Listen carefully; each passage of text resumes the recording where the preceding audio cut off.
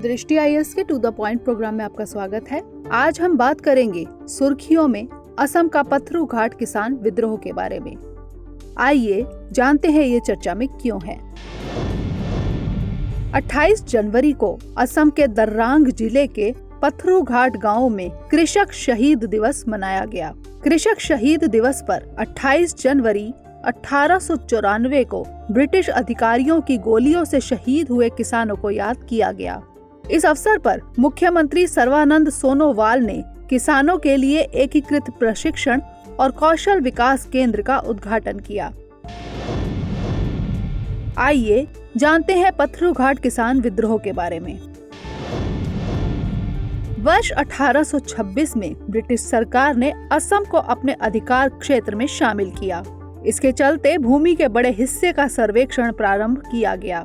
सर्वेक्षण के आधार पर ब्रिटिश सरकार ने किसानों से भूमि कर लेना शुरू किया। इसके परिणाम स्वरूप ब्रिटिश सरकार के खिलाफ किसानों में आक्रोश उत्पन्न हुआ। 1893 में ब्रिटिश सरकार ने कृषि भूमि कर को 70% से 80% बढ़ाने का निर्णय लिया। कृषि भूमि कर में वृद्धि के खिलाफ किसानों ने शांतिपूर्ण आंदोलन आयोजित किए। किसानों की मांगों को न मानते हुए ब्रिटिश अधिकारियों ने 28 जनवरी 1894 को किसानों पर लाठीचार्ज और गोलीबारी की। इस गोलीबारी में काफी किसानों की जान चली गई।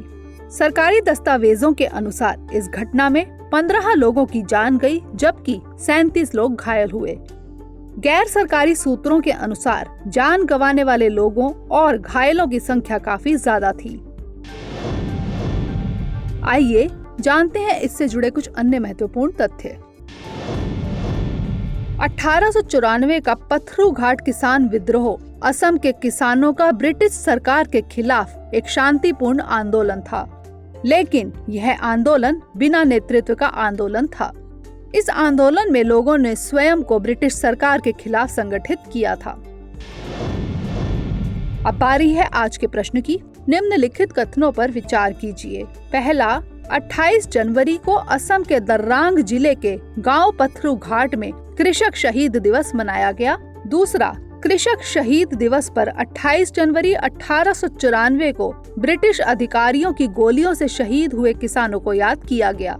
तीसरा, इस अवसर पर असम के मुख्यमंत्री सर्बानंद सोनोवाल ने किसानों के लिए एकीकृत प्रशिक्षण और कौशल विकास केंद्र का उद्घाटन किया। उपर्युक्त में से कौन सा या से कथन सत्य है या फिर हैं? ए केवल 1, बी केवल 1 और 2, सी केवल 2 और 3 या फिर डी 1, 2 और 3। इसका सही उत्तर हमें कमेंट सेक्शन में जरूर भेजिएगा। इस प्रोग्राम के साथ बने रहने के लिए आपका शुक्रिया।